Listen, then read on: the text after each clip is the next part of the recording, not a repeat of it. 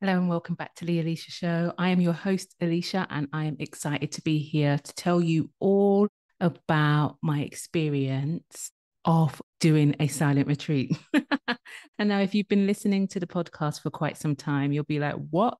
You did a silent retreat? You who likes to speak so much? But yes, and I just wanted to do a quick episode to tell you all about my experiences, but also just to really shed light on why this was really important to me in this time of my life, and also to share great and deep gratitude to one of my amazing clients, co-conspirators, collaborators, girls who introduced me, one, to the concept of a silent retreat, of actually doing it this way, but also was not taking no for an answer. She made it happen. She invited me, and I am so, so, so glad that she did. So I just want to say a quick shout out to Gars for doing that for me. And then I want to say, like always, thank you so much for joining me for another episode. If you are listening, hi. If you are watching, oh my goodness, can you believe I'm actually doing visuals right now as well? I am super, super excited that we have now taken the podcast one step further and we've decided to share the visuals. Well, the team, as you know, if you've been listening, have been telling me to do this for quite some time. And I'm like, no, I'm not ready. And then they literally just launched without telling me, which is good, right? Because I didn't have any time to think about it. So I want to shout out to all of the countries that we're listened in. There are so many now that I can't just reel them off of the top of my head. But thank you to the countries. I think at the moment we've been listened to in over 51 countries. And so thank you. Continue to share, continue to like, continue to subscribe. I am loving just being able to show up for you all once a week to give you more of an insight of how I'm building my business from a holistic perspective, but also to share with you stories and expertise and guests that are doing the same, but are also trying to do it from a place of integrity to themselves to ensure that they are well, they're not burning out. And so this podcast is a little different to some of the other just business podcasts that are out there. This podcast is about ensuring that you invest in yourself first and then have the clarity and the confidence then to build out your business. I'm all about transformation. That's what I provide for my clients. If that's something that you're looking to do to build your business around your lifestyle, your well-being, but also have a scalable, successful business, that's what I do. I love working with all types of clients. And so if you want to get to know me a little bit further, then there will be my details in the show notes for you just to book a connection call with me so that we can get to know each other a little bit more. Anyway, let's dive into this week's episode. Before I set off to go to the retreat, I hadn't realized that I hadn't told many people that I was going. And this wasn't on purpose.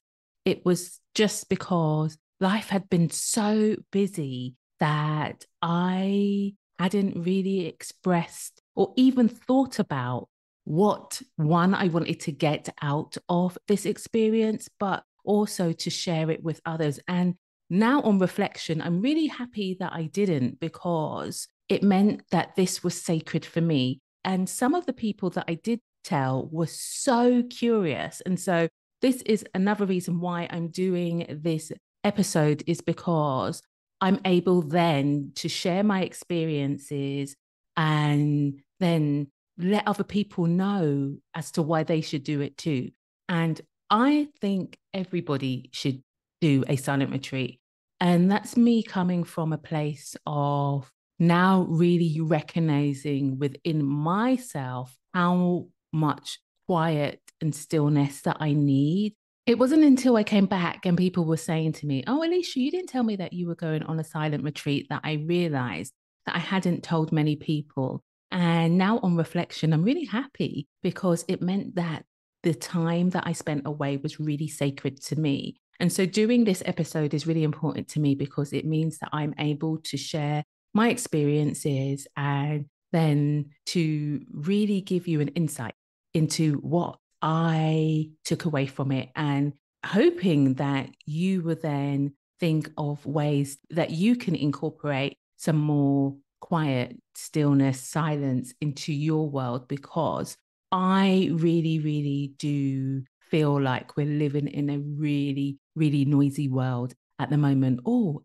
can I even say at the moment? I think the world has always been noisy. And I thought I was doing a really good job of taking time and space out of the noise, right?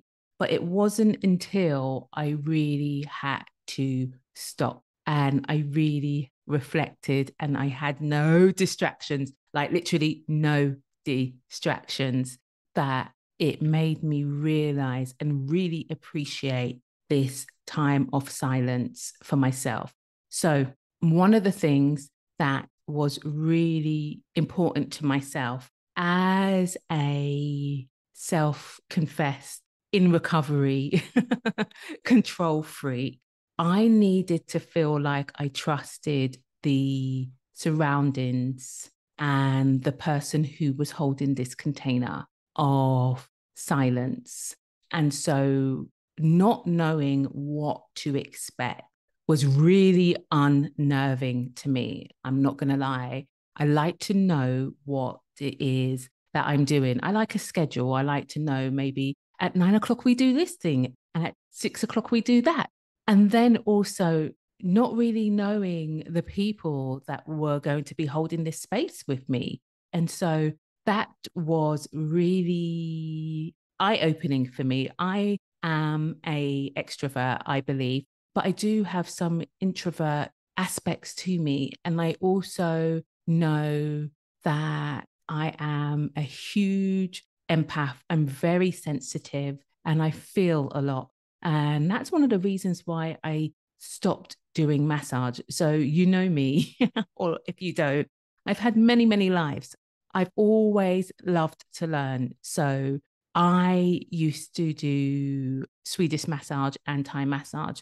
But what I used to really find after I used to massage somebody was that I would hold on to their energies, which would then completely drain me. And I find that often in day to day life, if somebody's going through something, I tend to hold on to their energy. If I see something in social media, I can hold on to that for quite some time. And that's one of the reasons why I hardly watch the news or read a newspaper, because I know that I have to create a protection bubble around me in order for me to be okay. And so I've really scaled back from that perspective on the noise. And I thought that was it. I thought I was doing a really good job of being a little less noisy in my world. But when I got to the retreat, which was in a beautiful place in the south of France, that took me away from my family for 4 nights and 5 days, I was like, okay, this has me in some type of feels. But when I got there and I met the other participants and we got to know each other for that small period of time before we went into silence, I knew from the get-go that I was in the right place at the right time. And so that really made the difference, because I'm an intuitive person. I feel like I've just mentioned, had I had not felt like I had connections with all of these other women or with the host, then my experience may have not been so good. But the experience from the get-go was amazing. And we had an amazing host in Dara who just thought about our every needs. And so the time that we spent together was in silence. However, she had thought about the whole experience. And so prior to going to her retreat, I had heard about other retreats where you were in solitary or you were in silence for 8-10 hours per day, and that was it. And that felt too much for me. So the fact that this was a silence and dance retreat was really appealing to me. And I didn't realize how much I needed it. I have talked about doing dance breaks a lot. However, really letting go was an absolute amazing experience for me. Having permission to take up as much space was amazing for me. And then there were other certain things that came up for me that I was just like, wow. And again, like I said, I went in here with no real insight, but also no real objectives or any real expectations on how I wanted to feel at the end. I just knew that this experience had come at the right time, especially as I was going into a month where I know that I can be quite emotional in this month of death anniversaries and just being all up in my feelings about just life. And so being able to be held and seen and given permission to take up space was exactly what I needed. And so once I had got into the mindset that we were going to be silent for 3 days, so before we actually went, I tried to find information on the website and I was like, oh, okay, we're going to be in silence for 2.5 days. And I felt so good about that. And then Dara on the first night said to us, okay, so we are going to start our silence tonight, which was on a Thursday evening, and we will break our silence on Monday. And I shrieked. And I said to her, wow, I did not expect you to say that. One, I thought it was for a shorter period of time, but equally, I don't know if I can do that. And I'm just letting you know this.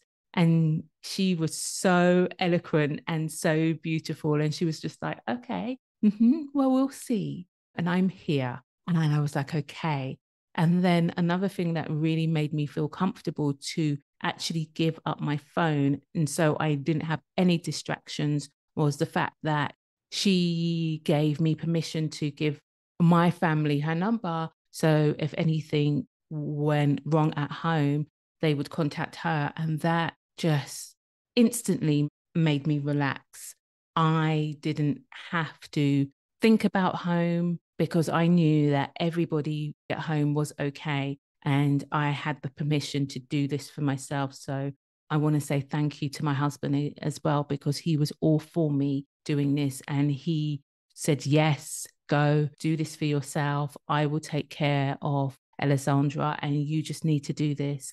And don't worry about us. We will be fine. And so that provided me with so much comfort to know that everybody was at home, was okay. And all I needed to do was to take care of myself. So the first thing that came up for me when we were in this magical moment of silence was self-reflection and clarity.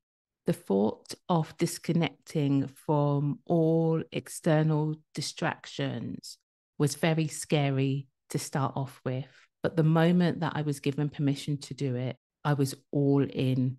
And that really confirmed to me that I need to do more of this. And so one of the declarations that I really decided when I got home was that I was going to have times where I didn't have my phone with me and times where I would try to be completely silent for 24 hours just to really get back to my own self-reflections, to my own clarity. Because when you're in those moments of silence and you feel like you are being silent, when you're not being held in a container, you still have distractions. Like there was no phones, no books.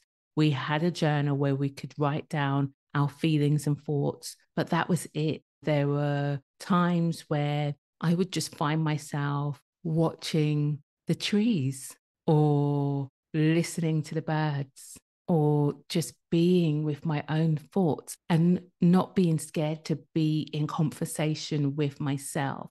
A lot of the times we're told to close down and not really listen to what's actually going on in our minds. That is us. That is our own voices in our heads telling us and showing us and guiding us to do the things that we desire. And a lot of the times we try and close down those voices, and then we use distractions or we take advice from unsolicited people or people who don't really know you, or we buy another course or we listen to another podcast to tell us exactly what to do. And so this time, just having that space to really be mindful of my own self was a game changer. To be fully present with myself was like, wow. And like I said, I had no expectations on how I wanted to feel or what may come up. And so I felt all of the feels. And so my second thing to you is find those places where you can enhance your mindfulness. Really be playful with it. Take the time to be quiet and still and to enjoy what's going on in your own mind.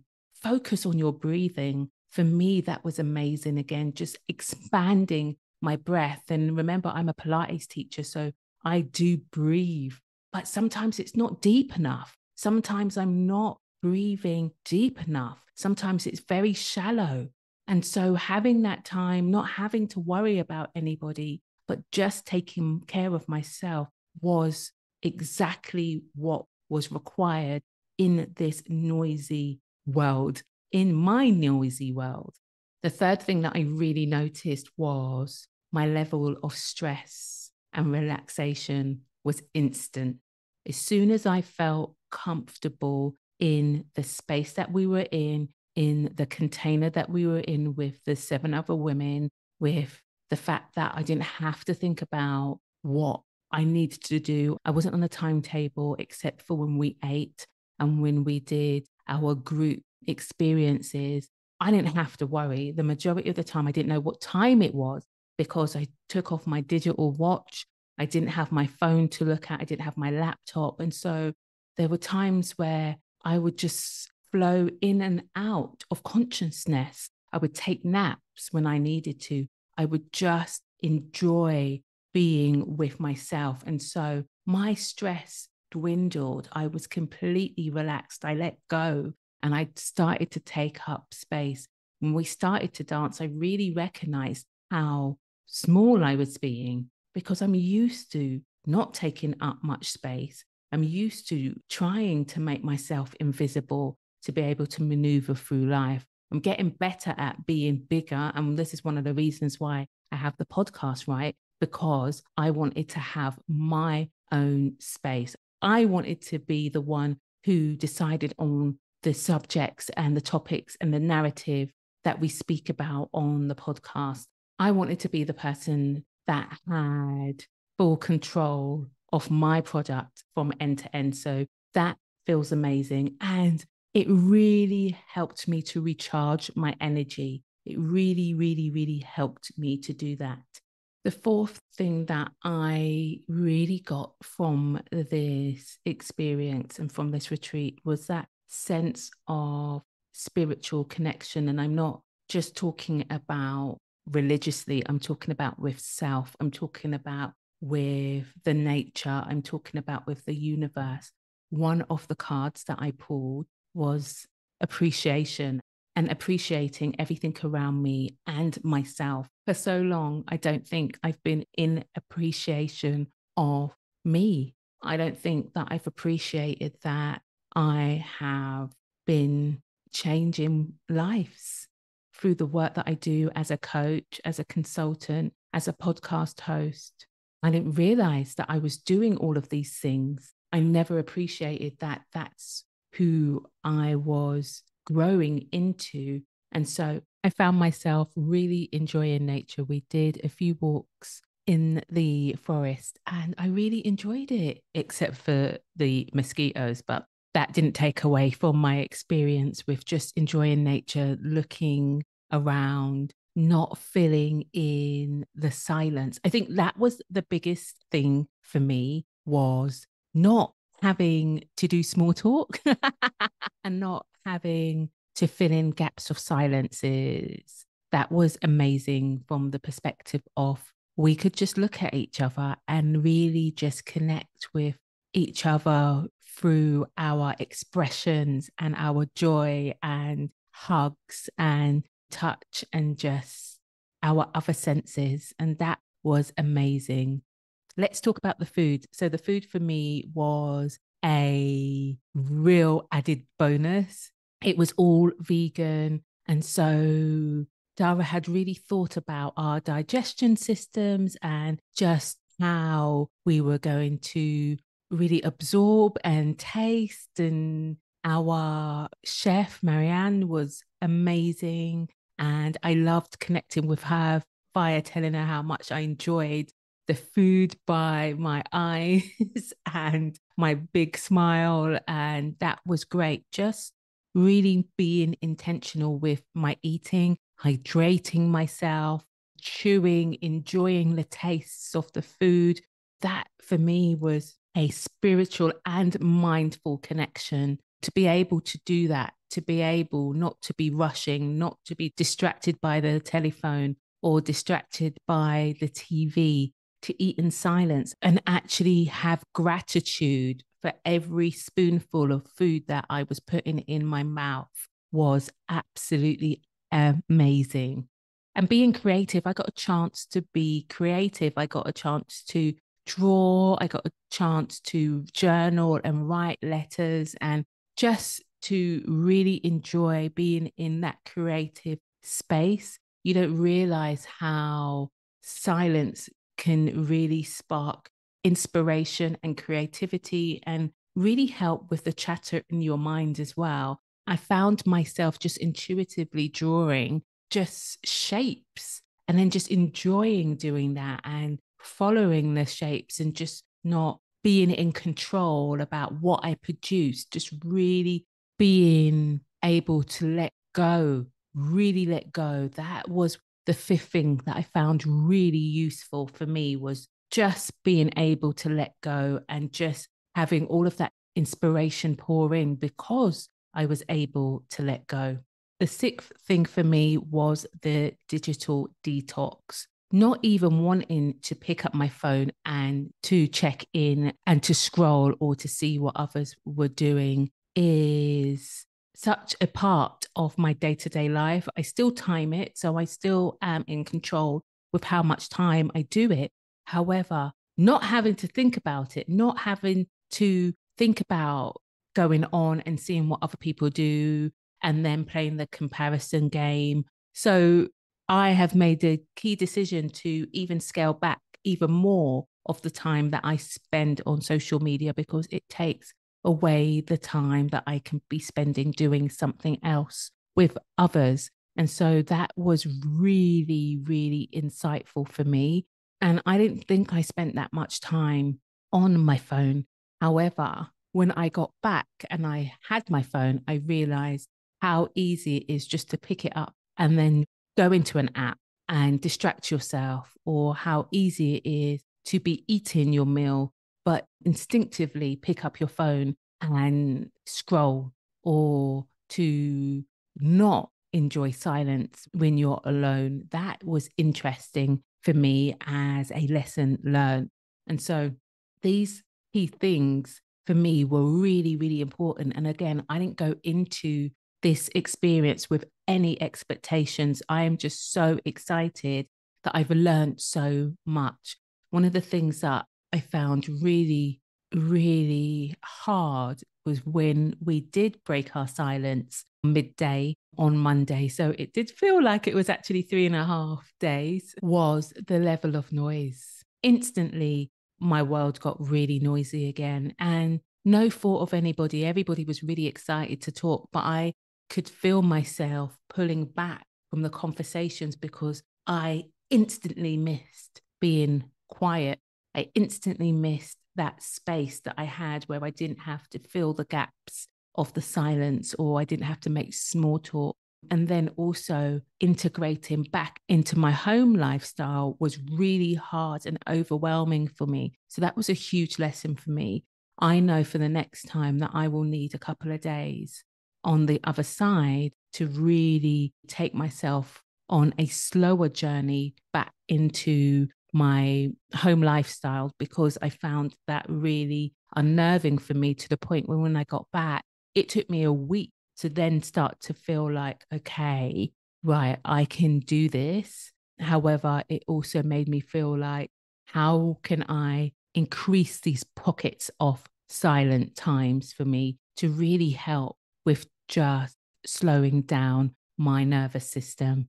And so I'm going to leave it there, because next week I'm going to continue this conversation with Dara, and we're going to tell you more about the experience of the silent retreat. We're going to look at it from her perspective and learn why she thought it was really important to design her program this way. And then I'll be sharing more of what I received from it and how I benefited from it, even now, the benefits that I am still downloading from it. And so I just wanted to give you an insight of the silent retreat from my perspective. And then next week, we will have a conversation with Dara and I, and we'll give you more. We'll continue the conversation around the whys. Okay, I really hope you enjoyed this conversation, and you enjoyed getting an insight